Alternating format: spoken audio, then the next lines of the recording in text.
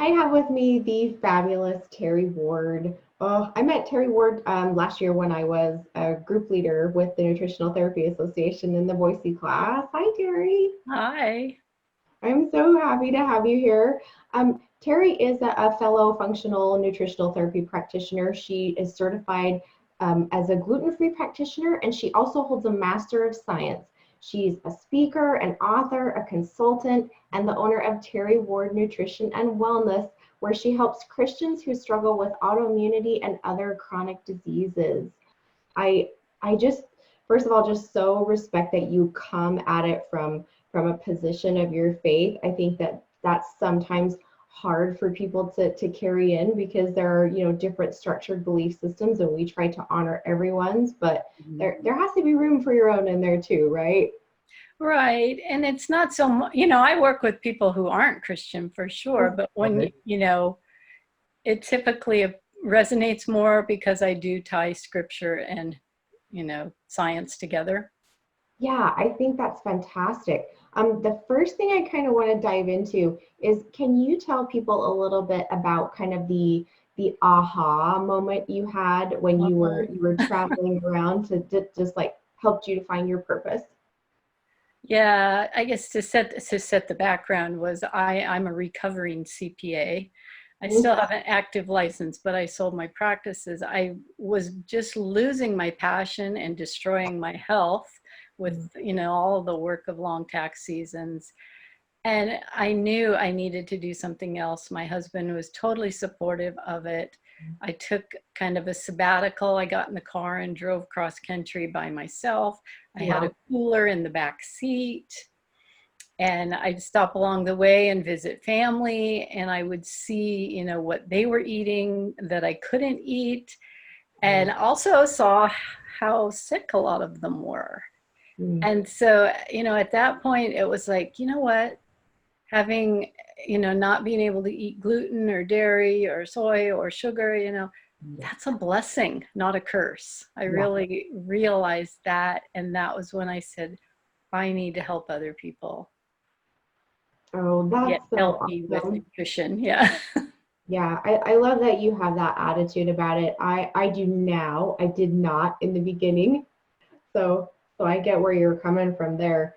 Um, let's talk about the body from a Christian standpoint. Using that where you introduce people to that it is divinely designed.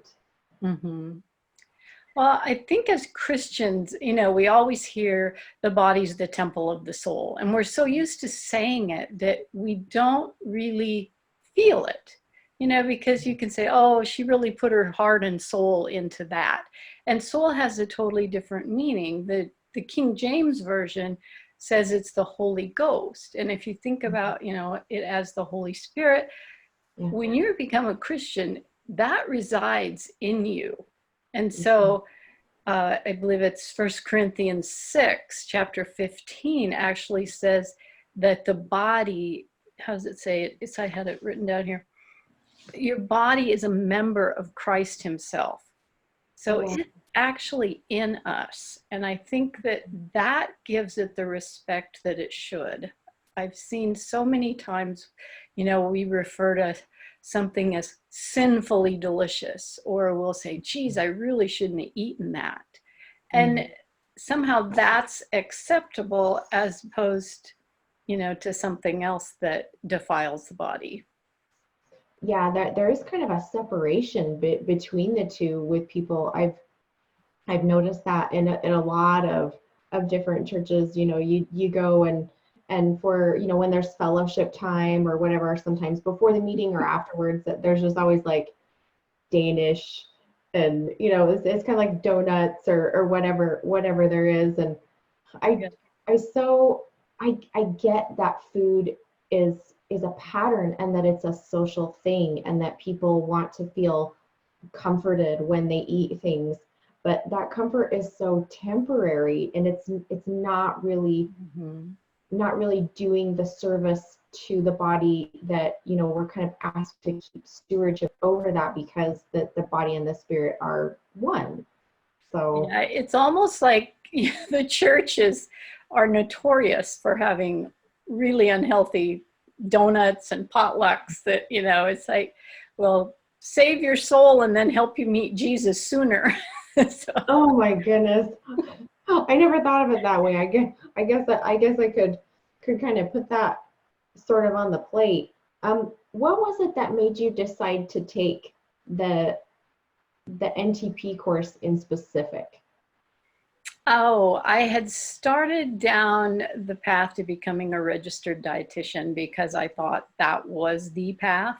And it, you know, when I got into the curriculum, it just really wasn't fitting well. And Mm. so I reached out to Nora Gedgaudas, who'd written, I was reading Primal Body, Primal Mind, and I Oh, noticed that she wasn't an RD. So I reached out to her and she, you know, gave me some options and a lot of guidance. And I looked at the NTP and felt like that was the best fit for me at the time. yeah, I agree. Their course is so different Yeah. than almost everything you see. It's based on sort of ancestral and traditional eating and finding what's best for your body versus what you almost always find everywhere. And even if the methods are contradictory, you know, if you have, let's say, the whole spectrum, right? You've got like maybe veganism on one side and then clear over on the other side, there's like carnivore diet or whatever, but there's not a lot of space for individuality in a lot of those different spaces. Have you noticed that? Yeah, and my website says there's 7 billion diets for 7 billion people in the Yeah. world. And I really believe that's true. But I think that just about everywhere, you know, diet goes wrong, it's man-made. If Mhm. we eat, you know, the foods that were provided for us by God that are natural, we're going to be healthy and we wouldn't have all the diseases and allergies and everything that we do. You Yeah, know, I take a look love. at gluten. I mean, the gluten in modern wheat is nothing like the gluten that was in the wheat of biblical times. You know, no human possesses the enzymes to break it down. It's Mhm. inflammatory. It causes apoptosis or cell death in all kinds of cells. So that was man-made. I mean, that was the wheat that won the Nobel Prize for saving lives. So I'm not Right. saying it's terrible, but I do think that, you know, we need to really look harder at things that we're doing. Food shouldn't be science, in my opinion. Yeah, I completely appreciate that point of view, and I'm glad that you kind of broke down that the reason that the gluten is different because in so many Christian-based churches, it just comes from um bread is the staff of life, Yeah. and it's so hard to get people to break tradition with the foods that they're used to eating or to kind of identify a healthier option. You don't have to go without. It's just sort of like the good, better, best kind of thing. Yeah. There are definitely options, and it's easier now than it used to be. But Yeah. yeah, I mean, even the Pope said, no, there will be no gluten-free communion. And that when I went to a Catholic church and I saw them sharing he said they can do the wine.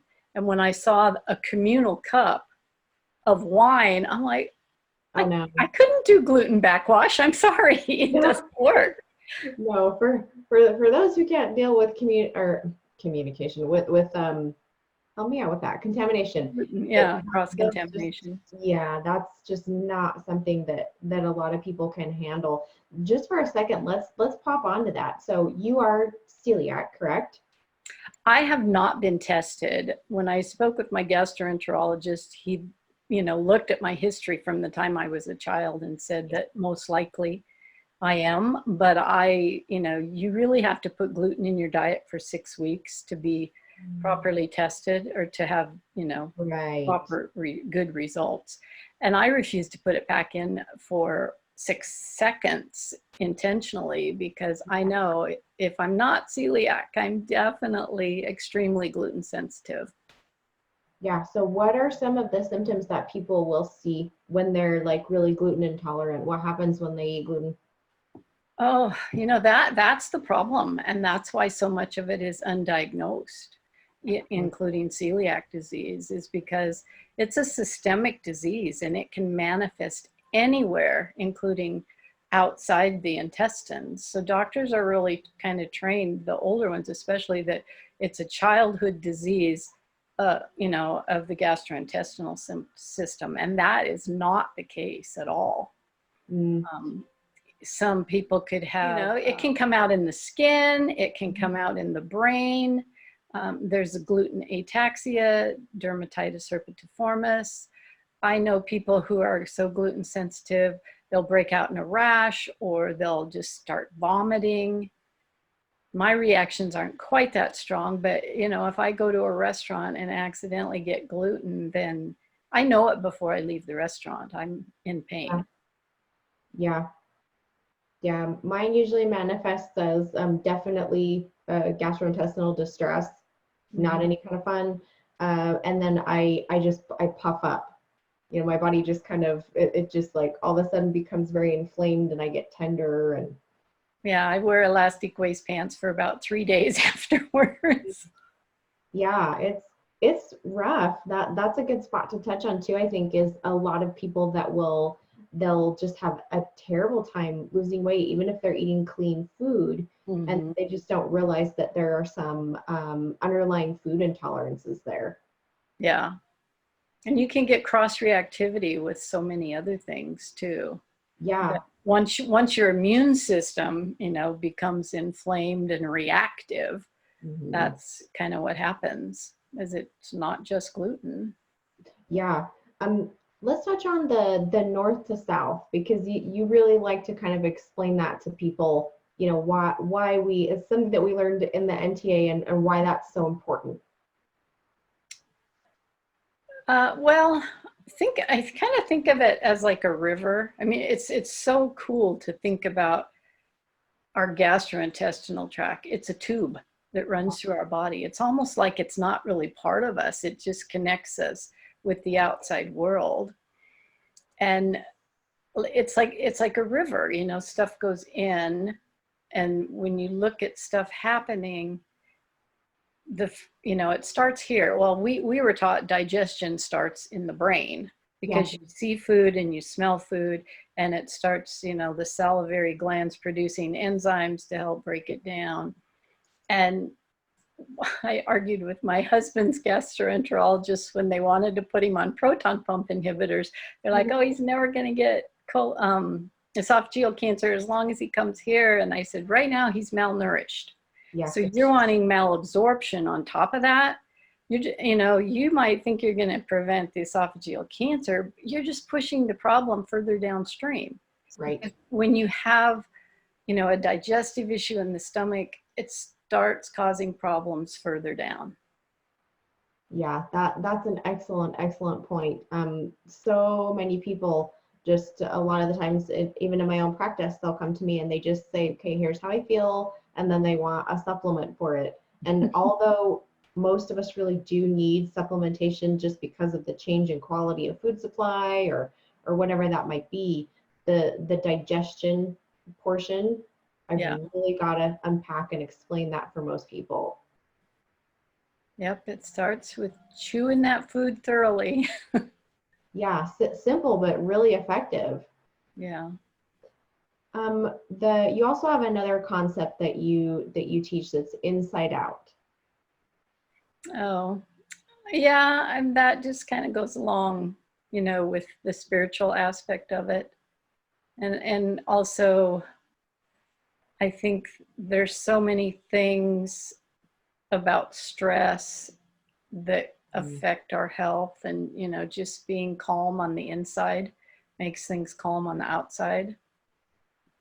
Yeah, so it basically addressing the person as a whole. Yeah, exactly. I mean, one of the chiropractic principles is above, down, inside out. And I love that. Oh, that's really awesome. Is where it comes from. Oh, I love that. I'm going to write that down. That's adorable. Okay, so now that we know about addressing the person as a whole, let's just touch a little bit more on that one size fits all and kind of what do you find is the most common problem really with people that come to your practice when they're like, well, this is this category and that's that category, that's sort of inside the box? I see so many come in with multiple food reactions, and some of them have figured out what they react to, but they don't know what to eat because of it. And others, they have no idea what they're reacting to. They just know it's a lot of foods. And so we kind of figure that out. But I think when you look at autoimmunity and increased intestinal permeability or leaky gut that goes with the autoimmunity, you've got a reactive immune system. And the way that Western medicine treats autoimmunity is if you have Hashimoto's, they send you to an endocrinologist. If you have celiac, they send you to a gastroenterologist, but they don't address the immune system. And I think that's, where nutritionists can actually, and functional medicine practitioners can help remodulate the immune system and, support it so that it's not so reactive. Right. Anyone that I've had experience with in the autoimmunity area, if they have, gotten to a specialist, they basically just end up on immunosuppressants. Oh. And that, symptom management, but we not working to the root cause.